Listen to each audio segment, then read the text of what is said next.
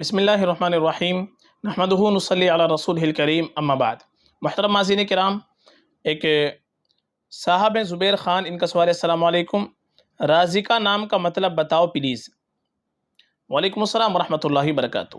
دیکھیے، جو نام آپ نے پوچھا ہے رازقہ، آپ نے کے ساتھ لکھا ہے چھوٹے کاف سے۔ رازقہ یہ کوئی لفظ نہیں بنتا ہے، یہ اصل لفظ آتا ہے عربی زبان کے اعتبار سے رازقہ بڑے قاف کے ساتھ میں، اور انگلش کے اندر یہ تلفظ آئے گا کیو کے ساتھ میں، رازقہ۔ رازقہ کے جو معنی آتے ہیں وہ آتے ہیں رزق دینے والی، روزی دینے والی۔ رازق یہ مذکر کا لفظ ہے، اور یہ اللہ تبارک و تعالیٰ کا صفاتی نام ہے۔ روزی پہنچانے والا، روزی دینے والا رازق کو کہتے ہیں۔ اسی کی مؤنث آتی ہے رازقہ، روزی دینے والی۔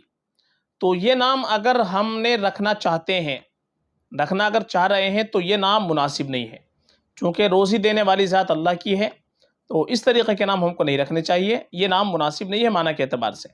اور اگر رکھ دیا ہے رازقہ نام، تو پھر اس کی ہم تعبیر یہ کر لیں گے کہ رازقہ اس کے معنی روزی کا ذریعہ ہونا، تو انسان کے اعتبار سے یہ اس کے معنی ہم بن جائیں گے مرادی اعتبار سے رزق کا ذریعہ، غذا کا ذریعہ، معاش یعنی ذریعہ بننا روزی پہنچانے کا، تو پھر یہ اس معنی کے اعتبار سے نام صحیح ہو جائے گا۔ لیکن اگر یہ نام ہم رکھنا چاہتے ہیں رازقہ، تو وہ بالکل مناسب نہیں ہے رکھنے کے لیے، اس لیے نام نہ رکھا جائے۔ اور بہتر ہمارے لیے ہے کہ ہم اپنی بچی کا نام رکھیں تو صحابیات کے ناموں پر نام رکھیں، ازواج مطہرات رضوان اللہ علیہن اجمعین کے ناموں پر نام رکھیں، جو نیک خواتین گزری ہیں ان کے ناموں پر نام رکھیں، یہ ہمارے لیے اور بہتر ہے، باعث برکت ہوتا ہے۔ اور ماں باپ کے اوپر اولاد کا سب سے پہلا حق یہی ہے کہ ماں باپ اپنی بچی کا اچھا نام رکھیں، اچھی نسبت سے نام رکھیں۔ آج کل ہم الٹے سیدھے نام رکھ لیتے ہیں، بے معنی نام رکھ لیتے ہیں نئے ناموں کی وجہ سے، یہ بالکل بھی مناسب نہیں ہوتا ہے۔